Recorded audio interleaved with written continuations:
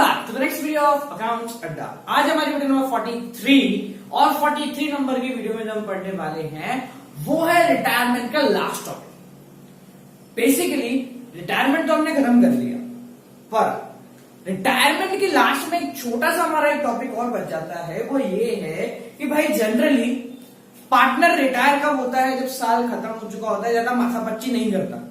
पर अब जो हमारा एक स्पेशल केस है कि जो पार्टनर है वो साल के बीच में रिटायर हो गया और वो बोल रहा है कि मुझे उन 3 महीने का या उन 4 महीने का प्रॉफिट चाहिए जो मेरे हक का है। यानी कि अगर 1 अप्रैल से साल शुरू हुआ और पार्टनर 1 अगस्त को मर गया, तो अप्रैल, मई, जून, जुलाई, वो बोलेगा मुझे इन 4 महीने का प्रॉफिट भी चाहिए। तो इस केस में हमारा रिटायरमेंट में क्या चेंज आता है और क्या क्या हमें करना पड़ता है वो हम देखेंगे गाइस। तो स्टार्ट करते हैं हमारी वीडियो। बेसिकली रिटायरमेंट हमारा पूरा एज इट इज ही है, जैसे कि हमने पढ़ा, without capital adjustment as it is same है, कोई चेंज नहीं है। बट सिर्फ एक चीज हमें नहीं आएगी, वो क्या है कि उस 4 महीने का, उन 3 महीने का हमें प्रॉफिट और जोड़ना है।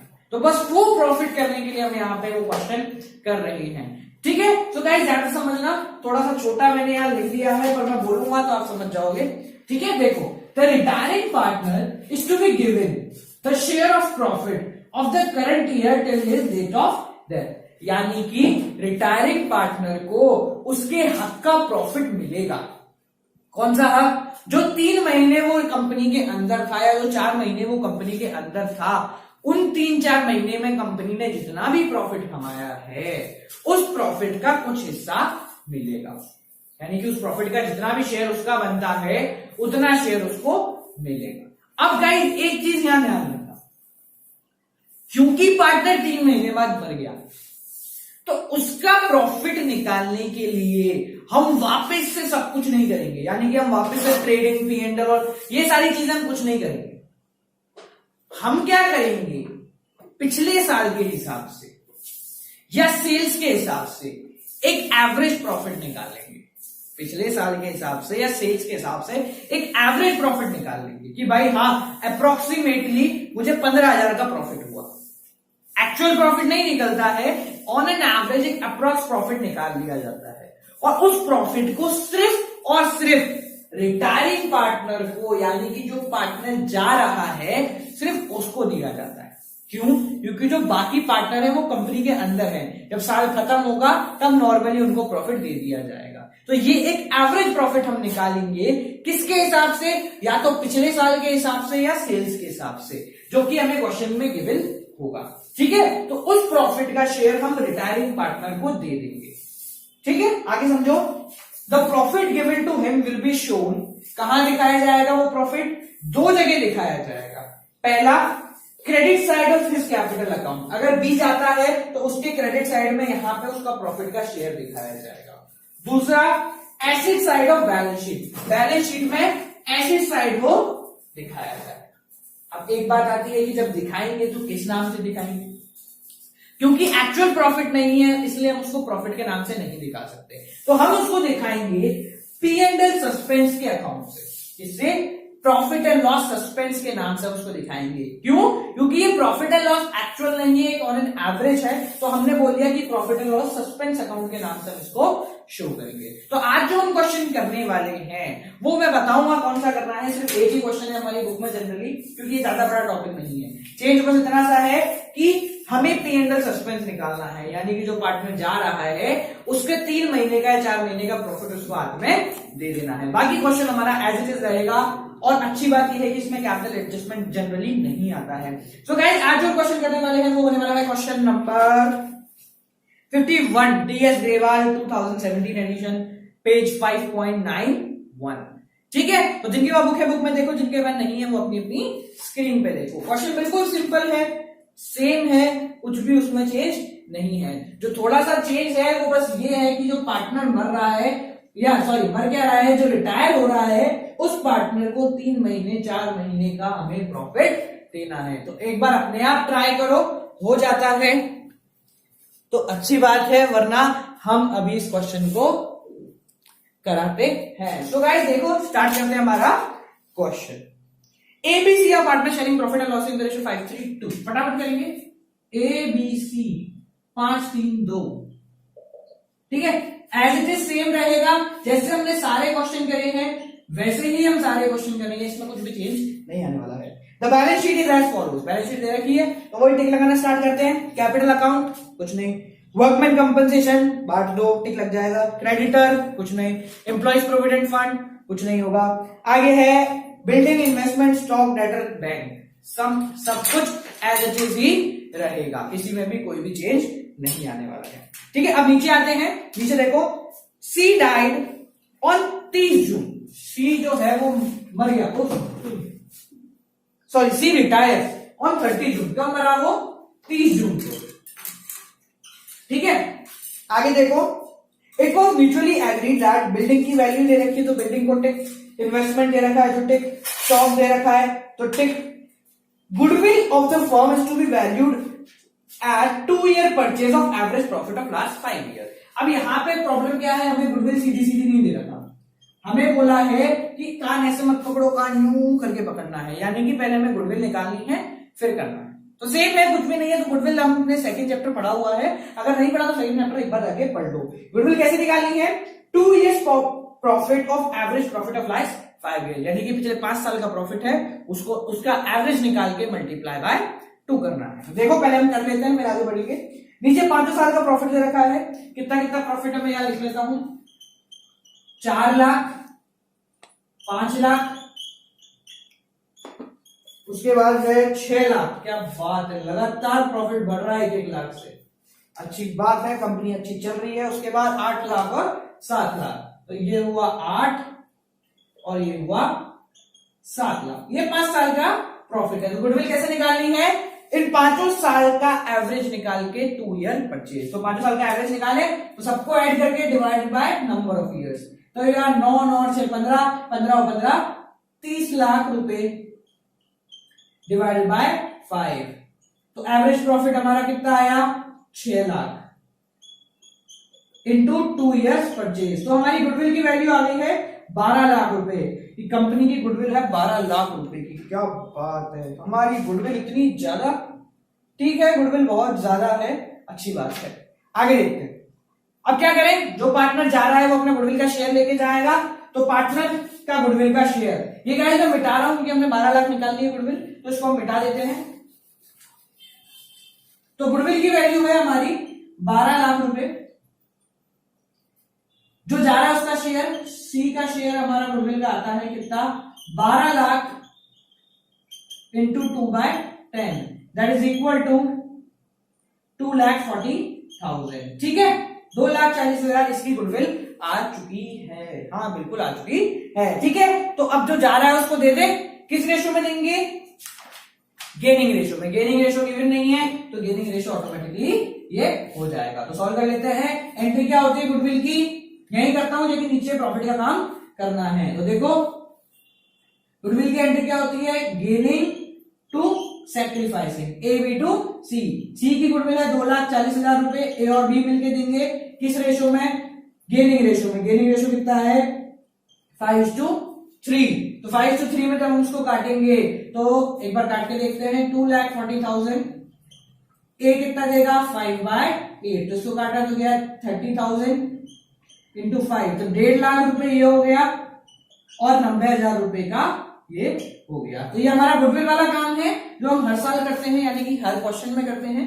बस इसमें कान थोड़ा सा टेढ़ा पकड़वाया है, यानी कि गुडविल निकाली भी हम ही लोगों ने है। आगे देखो लास्ट है सी शेयर ऑफ प्रॉफिट। आ गया कि उसको प्रॉफिट देना है up to the date of retirement, यानी कि जब वो मरा है उसे प्रॉफिट देना है। तो एक बार देख लेते हैं वो कब मरा है।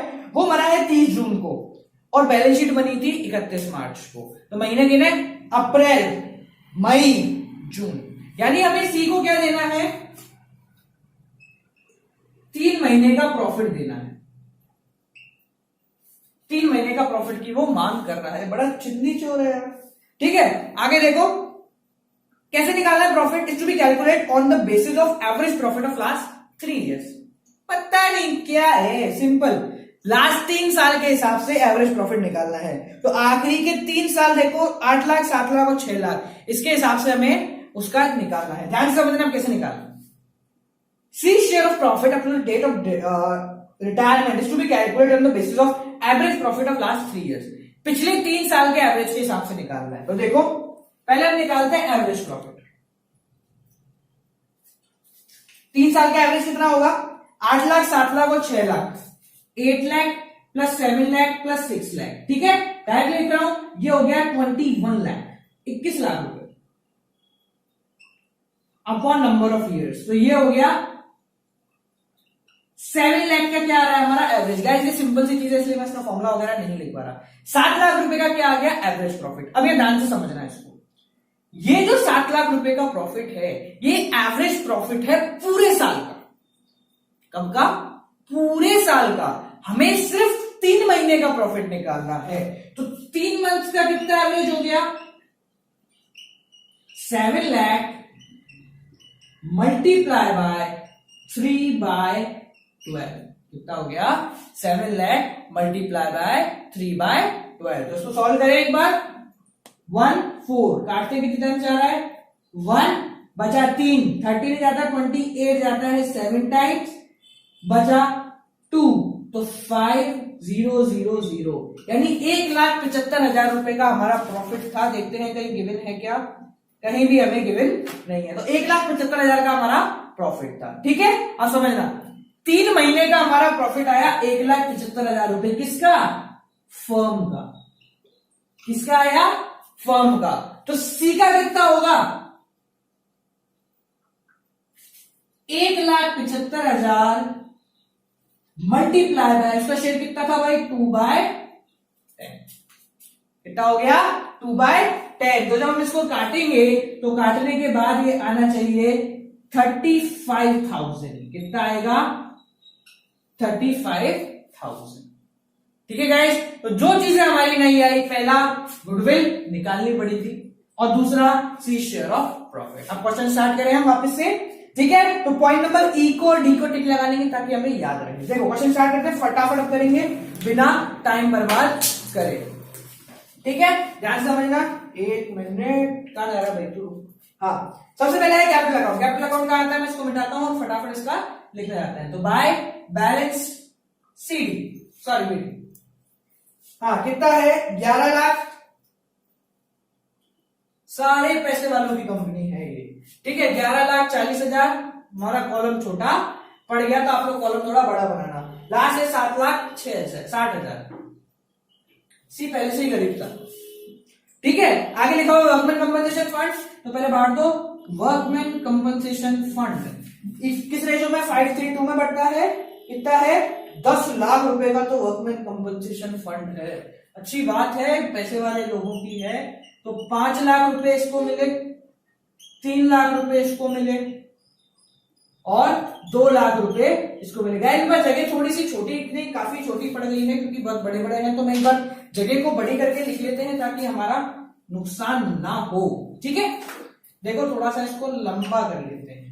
ठीक है, अगर डायग्राम क्या कहते हैं हमारा ये थोड़ा टेढ़ा वेढ़ा बन जाए तो समझ लेना, क्योंकि टेढ़ा है पर मेरा है। ठीक है, आगे देखो, पहले वापस लिख लेते हैं। बैलेंस कितना कितना है? 11 लाख। अब बिल्कुल सही आया है, 11,40,000 और 7,60,000। हमारा जाने वाला तो पहले से ही कमजोर खिलाड़ी है। ठीक है, उसके बाद वर्कमैन कंपनसेशन 5 लाख, 3 लाख और 2 लाख रुपए।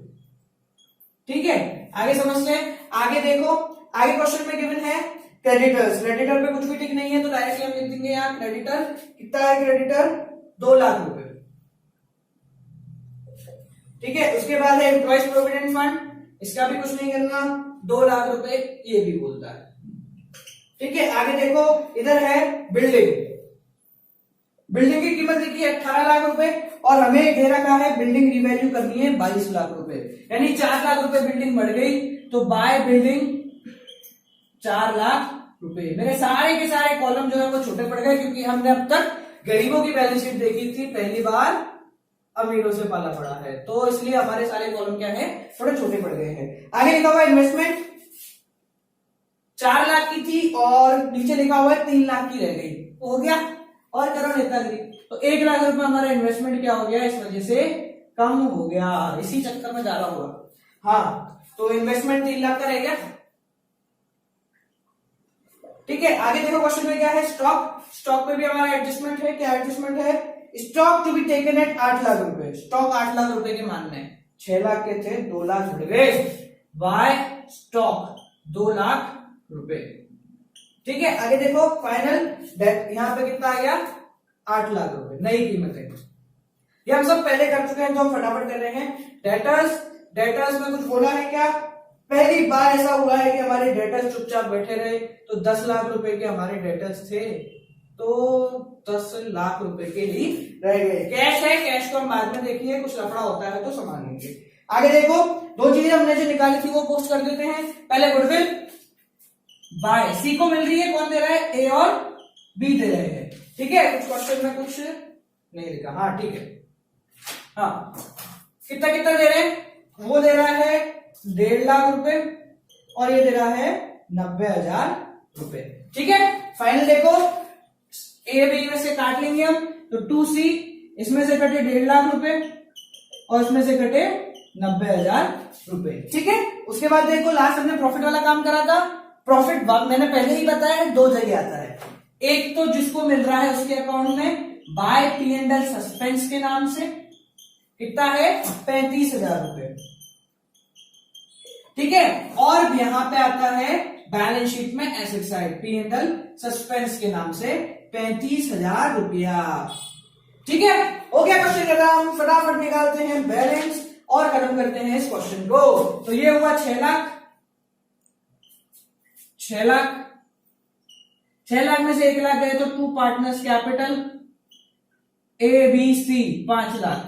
ठीक है, अब हम आंसर नहीं देखेंगे क्योंकि इतना तो कॉन्फिडेंस आ गया है हमें कि हमें आता है।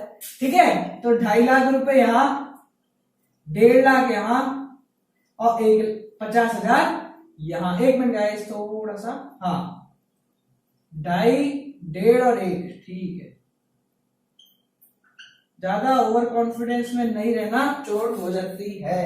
तो यहां पे लिख देंगे बाय रिवैल्यूएशन से लेके आए हैं, कितना कितना, 2.5 लाख रुपए इसको मिला है, 1.5 लाख रुपए इसको मिला है और 1 लाख रुपए इसको मिला है। अच्छा खासा काम चल रहा, पता नहीं क्यों रिटायर चला गया। ठीक है, अब इस भाई का बैलेंस निकालते हैं। जगह थोड़ी सी कम है तो मैं नीचे निकाल रहा हूं, वरना आपको यही निकालना है। ठीक है, बैलेंस निकालते हैं, 11 लाख और 5 16 लाख, 16 लाख और 2.5 18 लाख 50,000।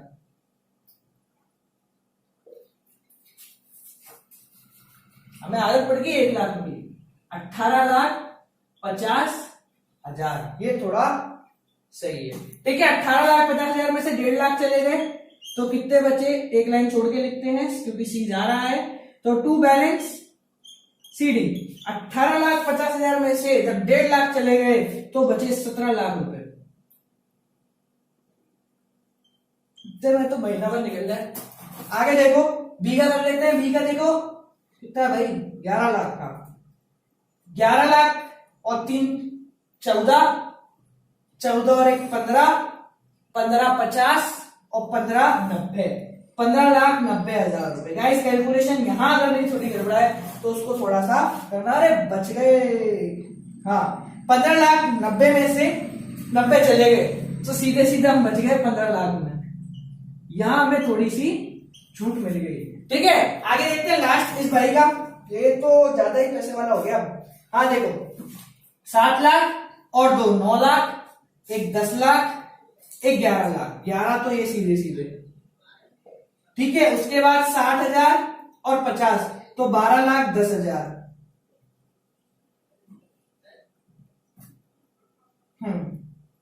और उसके बाद 90 तो हो गए 13 लाख 35,000 रुपए,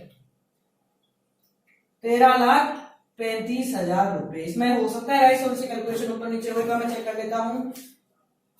यस, 13 लाख 35,000 रुपए आ गए। ठीक है, तो यहां टू सीज लोन। ठीक है, पोस्टिंग करें, पोस्टिंग कर देते। देखो क्या है, कैपिटल अकाउंट, ए और बी रह गए, सी चला गया, जान लो 17 लाख रुपए इसमें, तो 1 लाख की आदत लग गई। 15 लाख रुपए इसमें तो टोटल कितने हुए? 32 लाख रुपए। बोलने में बड़ा बड़ा लगता है 32 लाख, कहा हम 3 लाख के पीछे पड़े रहते थे। अब यहाँ सी का कैपिटल, सी का लोन देख लो, सी का लोन है 13,35,000 रुपए। ठीक है गाइस, अब आप लोग इसकी टोटल कर लेना यार, मैं थोड़ा सा इंटरेस्टेड कम हूं पर कर लेते। चलो 32,000, 36 और 36 और 3 49,35,000। ठीक है, हमारा कैश कुछ नहीं था, कैश चुपचाप बैठा हुआ था, तो कैश की कीमत लिख देते हैं। कैश की कीमत थी 6 लाख रुपए और हमारा बैलेंस इसी वजह से पूरा का पूरा जो है मैच कर गया है। अगर किसी कंफ्यूजन है तो देख लेना, मेरे हिसाब से तो पूरा पूरा मैच कर रहा है, क्योंकि लास्ट में 35 हमारा आ रहा है। सो गाइस, जैसे एक फॉर टुडेज वीडियो हमने रिटायरमेंट पूरी तरीके से खत्म कर लिया है। जो ये था उसमें थोड़ा सा बस जो था हमने उसको कर लिया, बस प्रॉफिट वाली चीज थी जो हमने प्रॉफिट निकालना सीख लिया। बस 3 महीने का निकालना था, तो एवरेज करके 3 महीने का प्रॉफिट हमने निकाल लिया और उस 3 महीने को सी को बांट दिए। तो ये था, अगर रिटायर पार्टनर बीच में मरता है और मरने के बाद वो मरता है, रिटायर होता है और रिटायर होने के बाद वो 3 महीने का 4 महीने का प्रॉफिट मांगता है, तो हम ऐसे करते हैं, बस उसके कैपिटल अकाउंट में यहाँ और एसेट्स में, बैलेंस शीट में। So guys, this is it for today's video. Keep on watching accounts, like करो, कमेंट करो, शेयर करो, सब्सक्राइब करो और देखते रहो अकाउंट्स।